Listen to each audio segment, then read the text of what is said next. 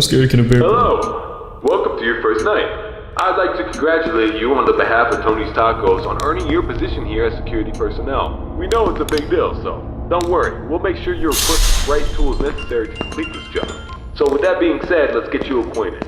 First of all, in your office, there are two important things to know. Number one, your computer, or otherwise known as your security camera. Tapping into your computer should allow you to access your security cameras, which were placed strategically throughout the facility. I do want to tell you though that these security cameras do not cover.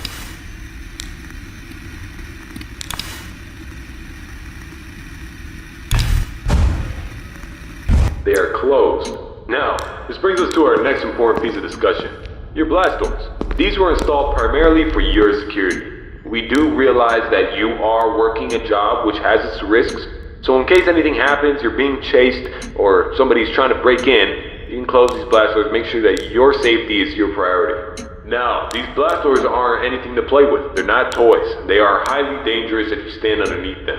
They will close on anything, so anything that's standing in its way, you can say goodbye to it. It's also critical to realize that these two doors, when closed, put an extreme amount of strain on our only two working generators. So if you don't plan to run out of power and keep the lights on, then keep those doors open. Now, one at a time works, but two at a time is too much for our generators to handle, so please be careful. Now that may be the question of, well, where are these generators? I mean, if they do break down, is there anything you can do about it? Yeah, you can. We trained you on how to repair them, so let me tell you where they're located. Within your office should be a newly installed flat screen TV, which displays a digital map of the entire restaurant. This is going to come in. These alarm lights will only enable whenever there's a malfunction or a shutdown of any sort. So if a generator were to accidentally break down at some point, an alarm light should go off telling you exactly where you need to go to fix it.